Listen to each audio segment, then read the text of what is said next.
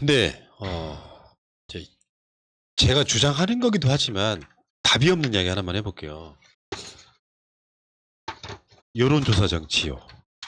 여론조사 정치. 여론조사 정치가 나라를 망가뜨린 측면이 있죠.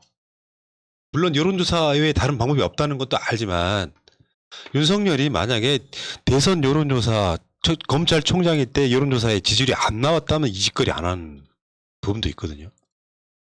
역대 검찰총장이 여론조사의 현직이 올라가는 것도 그렇지만 그걸 바탕으로 나와서 정치하는 행위. 윤석열만 그렇습니까? 최재형도 마찬가지 아니에요? 그 여론조사가 만들어놓은 그 어떤 분 주장처럼 여론조사가 나라를 망치고 있다의 대표적인 모습이 그 첫 번째일 것 같고, 두 번째는 4.7 보궐선거 한번 봅니다. 여론조사가 나라를 망친 케이스. 너무 과장되게 저쪽에 선동을 해. 이게 여론에 먹혀. 그래 지지율이 막 LH 등으로 막 엄청 차이가 나. 나라가 망친다는 건 뭐냐면은 부동산이나 LH 문제로 박탈감을 느끼는데 찍는 대상이 민주당보다 더한 놈들을 찍어. 나라 망치는 거죠. 여론조사에 대해서는 일단 그렇게 생각을 합니다. 근데 정치인들은 여론조사가 중요할 수밖에 없잖아. 깨놓고 이야기해서. 민주당 지지율 올랐대. 뭐 이재명 지지율을 올랐대 내렸대. 이런 것들이 굉장히 중요하게 보는 요소 중에 하나잖아요. 이 변호사님. 예. 민주당도 마찬가지잖아. 조중동 보듯이 여론조사 지지율은 매일 보잖아. 저는 이제 여론조사가 나라를 망친다기보단 잘못된 여론조사가 나라를 망친다 이렇게 이제 말씀을 드려야 될 것 같은데요. 사실 여론조사 자체가 문제가 되는 건지는 않는 것 같아요. 예를 들면 과연 그럴까요? 네, 이제 여론조사를 통해서 정치인들은 민심도 읽고 여러 가지 뭐 분위기도 파악할 수 있을 것 같은데, 여기서 문제는 프라님 말씀하신 것처럼 실제와 여론조사 결과가 달라서 그리고 그게 다르다는 것이 왜곡돼서 그게 다시 밴드웨건처럼 돌아와가지고 뻥튀기 되는 결과가 나오더라. 실제로는 그거에 대해서 반대가 한 1, 2%밖에 안 되는데 한 뭐 15%, 20% 되게 보이고 다시 그게 공포됨으로써 30, 40% 올라가고 이게 문제다. 이런 취지의 말씀인 것 같은데. 맞아요. 악순환이 계속. 예, 그런 거에 대해서는 동의를 하는데, 그렇다고 보면 결국은 잘못된 여론조사를 막을 길을 찾아야 된다. 여론조사 자체가 문제가 아니라 잘못된 여론조사를 막거나 방지할 수 있는 방법이 무엇인가를 좀 고민해야 될 것 같은데, 그런 거 관련해서 이제 뭐 저희가 뭐 응답률이랄까 뭐 샘플이랄까 뭐 유무선 방식이랄까 이런 것들이 있는데, 그런 거 관련해서 좀 더 정교하게 정말로 여론조사의 내용과 그 결과물과 실제가 정말로 반영할 수 있는 방법들을 조금 더 깊이 고민할 필요성이 있겠다라고 생각합니다.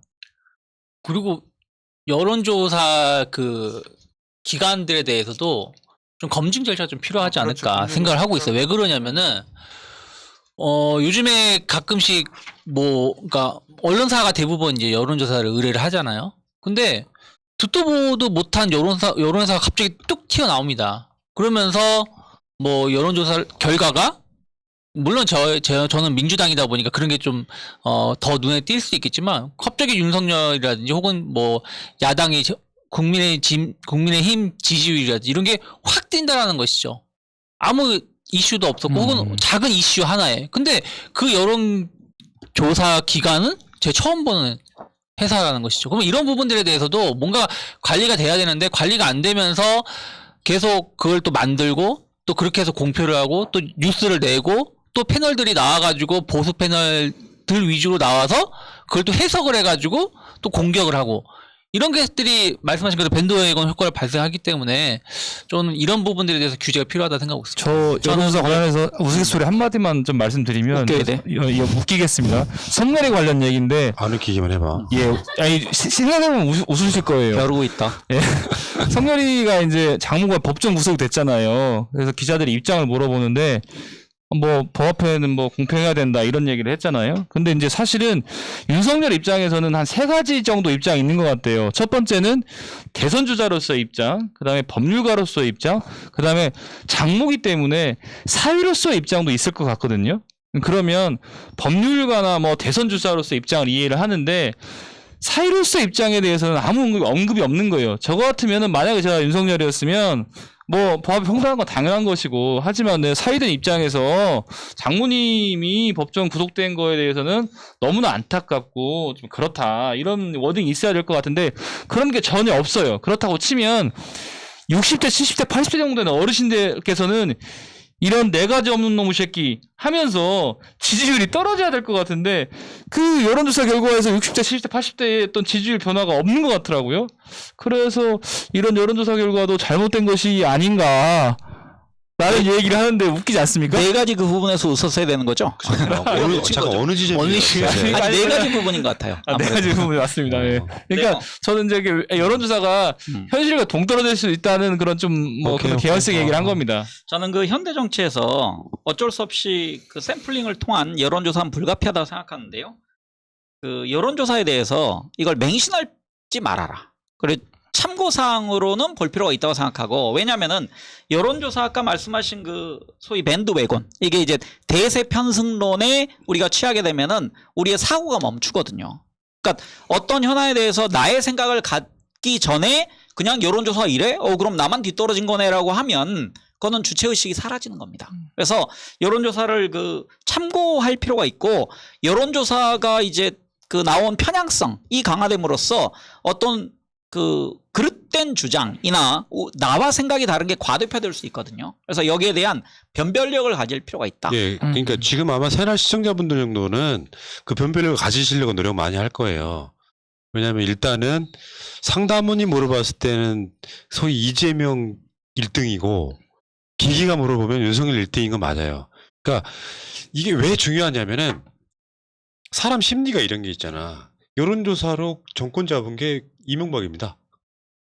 계속 민주당 후보를 압도를 해버리니까 결국에는 선거 안 하나만한 가버리죠. 대선이 돼버렸어요. 네. 근데 이제 이런 게 있지. 여론조사 기관이나 그 기관을 이용하는 언론사나 정치적인 스탠스라는 게 있단 말이에요. 난 보수인데. 솔직히 그건 숨겨져 있는 게 있을 거 아니야. 그러면 설계를 할 때부터 질문 배치 순서부터가 맞습니다. 의도를 갖고 한단 말이에요. 문재인 정부가 안 좋은 방역이 막 망가지고 있다. 이걸 물은 다음에 안 좋은 이미지 심어놓고 나서 대선 주자 누구 지지하냐 물어볼 수도 있는 거고요. 심지어는 그런 어떤 그 의도를 갖고 만들어 버리면 그게 이제 국민들한테는 예를 들면 윤석열이 출마 선언 비슷한 걸 했어. 그러면 이게 컨벤션 효과가 막 떠야 되잖아요. 할지 안 할지 모르는 사람이 했는데 근데 보니까 너무 거칠고 무식해 보여. 그래서 여론조사 윤석열 지지율 안 올랐어요. 근데 최근에 이제 이따가 밤방송에는 그 여론조사 이야기를 또 수치로 이야기를 한번 해드리겠지만 나중에 그걸 막기 위해서 뭐가 동원되냐면요. 한국경제가 결코 이재명 편이라고 할 수 없잖아요. 그렇죠. 헤드라인이 이렇게 갈았다고. 윤석열 대권 선언 후 여론조사 8개 중에 8개 중에 6개 이재명 앞섰다. 이게 이제 윤석열 지지율 떨어지는 걸 막아주는 효과. 그렇죠. 그 6개가 다 자동응답 ARS예요. 응답률 높아봐야 5%도 안 돼요. 근데 지금 응답률 막 15%, 30%짜리가 이기고 있어. 그것도 막 원사이드하게. 요거를 지금 여론조사가 막고 있어서 황 작가님 이야기처럼 대세편승 윤석열이 이기고 있나 보네?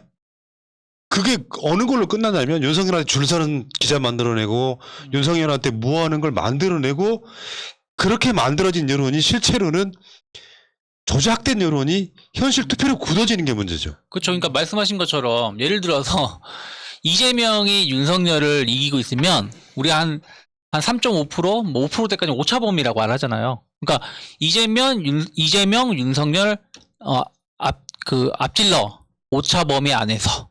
근데 윤석열이 이재명을 이기면 오차범위 더 낮은 오차범위인데도 윤석열 우세. 뭐 이런 식으로 해석을 해버리면 사람들이 봤을 때는 이재명이 이기고 있는데 아슬아슬하다는 느낌을 주는 것이고 앞에 거는 뒤에 거는 윤석열을 더 아슬아슬하게 이기고 있음에도 불구하고 되게 우세한 것처럼 만들어버리니까 사람들이 조금 이제 자기 생각과 다르게 선택을 할 가능성이 높다라는 것이죠. 저는 이제 푸나님 아까 예를 든 것이 이해가 되는데, 근데 그게 이제 과연 여론조사의 문제인가, 언론의 문제인가를 조금 더 봐야 될 것 같은데, 사실은 제대로 된 언론이라고 하면 6개가 더 앞섰을지라도 뭐 그게 컨벤션 효과를 유지해주기 위해서 하는 뭐 이렇게 의도를 드러내는 게 아니라 제대로 된 언론이라고 하면 결과는 이렇게 나왔지만 이 언론조 자체의 어떤 말씀하신 것처럼 ARS인지 아니면 사람이 하는 것인지 이런 거기 때문에 사실은 정확히 보면 컨벤션 효과가 없었다라고 말하는 게 언론의 제대로 된 역할일 텐데 그래서 이제 그런 맥락에서 보면 여론조사도 뭐 되게 문제가 있고 뭐 이러는 측면이 있지만 결국은 언론이 역할이 제대로 서야 잘못된 여론조사면 잘못된 여론조사로 지적을 하면서 그 수치를 비판할 것이고 잘된 여론조사라면 잘된 여론조사로 평가를 하고 그 결과에 대해서 홍보를 할 텐데 그래서 근본적인 것은 오히려 좀 언론이 바로 서는 것은 뜻이 아닌가 싶습니다. 이런 측면도 있어요. 4.7 보궐선거 때 막 그 후보들이 막 출범하기 시작할 때는 박영선 후보가 1등을 달리고 있었어요. 그랬었죠. 근데 LH 뭐 이런 문제가 좀 터지긴 해요. 난 그거 처음 봤네. 예를 들어서 갑자기 후보의 지지율이 10몇 % 빠져요. 그게 여론조사로 나온 거 아니야. 근데 이제 우리들 입장에서는 거기다가 민주당이 한 숟갈 더 얹습니다. 사과를 합니다. 예, 고정 사실화 되는 거야. LH 뭐 이런 게 민주당이 무능해서 이제 또는 무능한 정도가 아니라 같이 비리를 저지른 정당을 만들어 놔요. 그러니까 그 여론조사 수치를 전혀 이겨내지를 못하고 사실은 그 여론조사대로 결과가 나왔단 말이에요. 그게 과연 민심이었을까요? 왜냐하면 우리 같이 정치 고관여층이 아닌 사람들은 여론조사가 포털에서 제목만 봐. 아, 박영선 못 이기겠네. 투표장 안 나와. 근데 저쪽 사람들 투표율은 또 봤는데 평상시보다 저쪽 사람들은 이제 지금까지 선거를 계속 져왔단 말이에요. 대선 지고 지선 지고 총선 지고 다 졌단 말이에요. 이 여론조사 보니까 이기겠네라고 나가요. 그 투표 포기하는 사람과 투표장 나가는 사람이 여론조사 때문에 만들어진 건데 그게 여론의 반영이라고 할 수 있어요? 난 그거 굉장히 중요하게 봐야 된다고 생각합니다. 그리고 사실 똑같은 말씀이신데 윤석열 지금 제 기억이 맞는지 모르겠습니다만 윤석열이 검찰총장을 그만두고 나서 바로 지지율을 조사하니까 40몇 %까지 올라간 적이 있었거든요. 처음에 나올 때. 사실 그렇다고 치면 매스컴이 윤석열 1등이다. 40몇 % 올라갔다. 이걸 보도하는 게 아니라 그런 결과가 있는데 이게 실제로 민심과 부합하는 것인지 여러 가지 측면에서 검토해 볼 필요가 있다라고 하는 게 맞는데 그렇지 않고 마치 그런 조사를 팩트로 확정지어서 알리는 게 큰 문제죠. 네. 근데 지금 우리가 문제 제기하고 있는 여론조사는 개선되지 않을 거라고 저는 생각합니다. 그래서 앞으로 내년 대선까지 그리고 내년 지방선거까지 그대로 유지될 가능성이 크고 그럼 이것에 대한 해법 뭐냐? 내가 주체적으로 보는 겁니다. 판단할 수밖에 없어. 편집자는 아마 국민들의 시선을 끄는 쪽으로 하이라이트 시킬 것이고 자기 그 이해관계에 따라서 그걸 우리가 주체적으로 독해하는 방법이 유일하다. 그래서 바르게 보기, 여론조사 바르게 보기를 내가 스스로 행해야 한다고 아니 그러니까 생각합니다. 여론조사에 대해서 지속적으로 문제 제기하는 사람은 딱 한 명 있어요. 홍준표야. 왜 내가 지지율이 리얼미터보다 갤럽이 적게 나와 갤럽은 내일은 빼 이런 짓을 하잖아요. 문제는 정치인들 잘 생각해 보세요. 조선일보 헤드라인 보고 벌벌벌 떠는 거랑 똑같은 원리인데 월요일날 출근하기 직전에 포털에 여론조사가 쫙 뜬다. 윤석열 지지율 높아. 뭐 이런 식으로. 맞아요. 정권 교체 여론이 뭐 정권 뭐 연장 여론보다 20% 높아 이렇게 막 뜨잖아요. 그러면 뭘 이야기해야 되냐면 우리가 여론조사 이야기를 계속 하고 있지만 어떤 여론조사는 윤석열이 오차범위 밖에서 앞서 어떤 여론조사는 오차범위 밖에서 이재명이 앞서 여론조사는 과학이라며 둘 중에 하나는 거짓말인 거잖아요. 그렇죠. 그러면 여기에 대해서 문제 제기하는 건 당연한 거예요. 대체 이게 무엇 때문에 다른지는 설명을 해줘야 되는 거야. 그렇죠. 과학인데 이 과학이 무슨 미신처럼 돼버리는 거잖아. 그러니까 응답률이 높고 상담원이 물어보면 뭐 이재명이 높고 기계가 물어보면 부끄러웠던 사람들이 기계한테 솔직히 답한다. 이런 분석을 할 게 아니라 여론조사가 가장 중요한 건 과학이라고 하면 왜 모집단과 표본집단을 만들어가지고 인구 비중대로 지역별로 성별로 물어봅니까? 과학을 맞추려고 그러는 거잖아. 근데 그렇게 상반된 여론조사가 나와도 문제 제기하는 정치인이 없는 게 문제죠. 둘 중에 어느 것이 맞는지 아니면 설문을 하더라도 예를 들면 나는 설문의 가장 중요한 기법은 이거라고 생각해요. 딱 두 가지만 물어보는 거야. 원래 연령 이런 거 다 묻고 질문은 딱 두 가지. 지금 현재 대통령 선거 투표장이라면 누구를 찍으시겠습니까? 하나. 그리고 투표장에 나가시겠습니까? 하나. 그러니까 암시적인 거 다 빼고 2개만 딱 굵고 네. 찌게 만들어야죠. 암시를 주는 거 뭐 집값이 어떻네 뭐 이런 거 다 빼고. 그러니까 문재인 정부 잘못하고 있다. 지금 예를 들어서 지금도 네. 우리들 입장에서 방역 잘한다는 뉴스가 더 기분 좋은 거잖아요. 근데 앞에다가 방역해서 지금 하고. 1200명 뭐 300명 가고 있는데 뭐 방역 잘한다고 생각하십니까? 막 물어 그러면 중간에 답을 하다가 짜증이 나는 거야. 끊어버린다고. 무효되는 거잖아요. 그러니까 이 부분은 진짜 중요한 문제 제기를 해야 된다고 생각해요. 왜냐하면 내가 불안한 게 사실 보궐선거대로 가버릴까 봐요. 윤석열이 지지율이 전체적으로 보면 어쨌건 컨벤셔널가 없었고 그 NBS 여론조사 같은 경우는 떨어지는 추세이거나 지금 약보합세 정도 되거든요. 근데 요거를 이 응답률 30%짜리 여론조사를 아까 말한 한국경제 같은 데서 이제 ARS를 모다 갖고 윤석열이 6개나 앞서고 있는데 응답률 3%짜리 갖고 그걸 실드 치고 있는 거예요. 윤석열 지지율 안 떨어지게. 그렇게 해주고 있는 거잖아. 사실 저도 이제 선거할 때 여론조사를 해보면 중앙선거원에다가 선거 질문지를 보내가지고 확인을 받고 돌리거든요. 이제 그런 게 뭐 케이스 바이 케이스로 이제 뭐 그 중앙선거원에서 걸러내고 하던데 그런 부분들을 좀 객관적으로 할 수 있는 방법들을 좀 기술적인 방법들을 많이 연구하고 개발해야 될 것 같네요. 그리고 실제로 국민의힘 같은 경우는요. 대선 후보 뽑을 때 당원 50, 여론조사 50이에요. 여론조사 50%. 물론 거기 역선택 때문에 아마 지지하는 정당 먼저 묻고 물어볼 가능성이 있는데 그렇게 했습니다. 근데 그 상황에서 여론조사가 너무 만능이 돼버려가지고 내가 오죽하면 그걸 떴다방이라 그랬잖아요. 떴다방식으로 표현을 드렸던 것처럼 중요한 지점에 누군가가 의도를 갖고 여론조사하면 이렇게 되는구나. 그런 경우 수도 없이 많이 보고 있잖아요. 근데 그 당내 경선 할 때는 그 각 후보 캠프에서 문항 설계할 때 참여하거든요. 그러니까 이제 그 안에서 그 걸러내야 된다고 생각하고 우리 자체적으로 아마 민주연구원에서도 이 내부적으로 많이 여론조사를 하고 있을 겁니다. 그래서 그게 공표되지 않지만 그래서 문항을 만약에 보고 싶으면 중앙선거관리위원회 홈페이지 찾아가서 보는 수밖에 없는데 그거 되게 귀찮은 거거든요. 여론조사 너무 많이 나오기 때문에. 그래서 주관적으로 보자. 주체적으로. 이게 제가 드릴 수 있는 아니, 근데 그게 쉽지 않다니까. 쉽지 않죠. 그러니까 쉽지 않기 때문에. 어쨌든 같은 내용이라고 하더라도 부정적으로 기사를 쓰느냐 긍정적으로 기사를 쓰냐에 따라서 완전히 이제 받아들이는 사람 입장에서는 다르게 해석을 하다 네. 보니까 결국 그래서 언론에서는 그래서 편집권이 무서운 겁니다. 그러니까 근데 이제 더 열받는 건 그런 거지. 실제로 이제 응답률이라고 하는 것이 1000명 못 채웠다는 의미는 아니지만 그렇다는 말이죠. 어떤 관심도 없는 사람들한테 전화를 막 돌렸는데 100명 중에 3명만 전화를 받아서 1000명을 채웠다는 거예요. 그렇죠. 그 응답률은 정치 소위 선진국이라고 불리는 곳에서는 공표를 못 한다는 게 정설이에요. 대략 한 15%쯤은 돼야 응답률이. 응답률이 이것들을 너무 많이 돌리니까 맞아요. 돈은 사실 얼마 안 들어.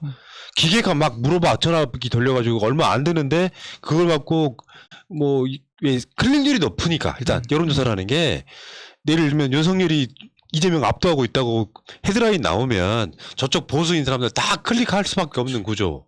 우리도 약간 비슷할 거고요.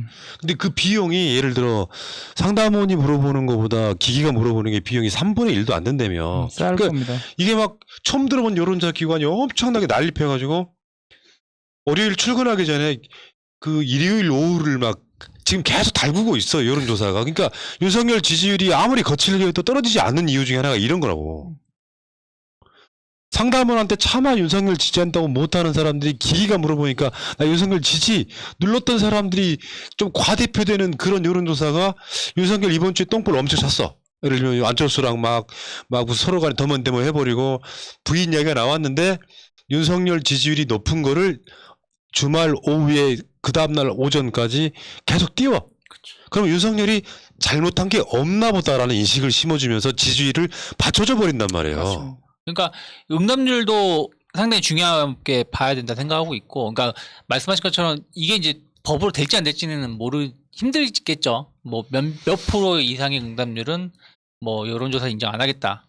몇 프로 이상만 인정하겠다. 이거를 하긴 좀 힘들겠지만 또 하나 해야 될 게 보정값이라는 거거든요. 예를 들어서 20대에 그러니까 많이 안 받으니까 20대 그 건수를 가지고 보정을 얼마를 했다. 또 이렇게 보정을 어떻게 하냐에 따라서 또 완전 그 내용 자체가 완전 그러니까 달라지는. 응답률이 낮은 것이 그런 맹점을 그러니까요. 갖거든요. 숫자가 부족해졌어. 서울에 사는 20대 남성. 근데 이미 답한 애들이 샘플이 몇 개 있어. 이걸 갖고 보정을 해버리면 왜곡될 수 있다는 거, 심하게 왜곡될 수 있다는 거죠. 맞습니다. 응답률이 낮은 게 그게 문제예요. 그 이런 부분들에 대해서는 정확하게 조금 규제 이런 게 좀 필요하지 않을까. 그래놓고 오차 범위는 플러스 마이너스 뭐 3.3 이렇게 이야기하는 이유가 그 보정을 보정률 때문에. 얼마큼 했느냐인데, 오차 범위가 3.3이라고 사람들이 듣게 되면 정확도가 97이라고 느끼는 효과가 있잖아요. 그거 잘못된 나는 명칭이라고 생각을 하거든요. 자, 알겠습니다. 어쨌건 지금 여론조사의 문제점을 알고는 계시라. 다만 전화 면접은 확실히 이재명 지사가 굉장히 압도적이에요. 이재명에 대해서는 답하는 사람들이 자신 있게 지지해요라고 말을 하는 거고, 윤석열에 대해서는 사람 앞에서는 윤석열 지지한다는 말을 못하는 게 현실이고, 저는 이게 나중에 궁극적으로 갔을 때는 확장성의 문제가 있다고 보고요. 윤석열 지지하는 사람들은. 그리고 그나마 다행인 게, 예를 들어서 이재명이 없어 지금 후보 중에. 근데 윤석열이 앞서가. 이게 대선 얼마 안 남았어요. 그게 윤석열 대세론으로 가버리면 우리는 선거 지는 거예요. 그래서 이재명이라고 하는 후보가 지금 굉장히 중요하게 포지셔닝을 하는 거죠. 물론 이재명 대신에 이낙연이라든지 뭐 다른 후보들이 그만큼 얻을지는 모르겠는데, 현실적으로는 이재명 지사는 상당히 좀 묘한 포지션에서 대선을 지겠다라고 한 그걸 안 주고 있죠 지금. 패배의식을 안 주고 있다, 이렇게 말씀드리면 될 것 같고요. 자, 이제 끝냅시다. 지금 뭐 그 사이에 슈퍼챗 주신 분도 계시고요. 일본에 계시는 분도 계시네요. 감사합니다. 아케미님, 그렇죠. 자,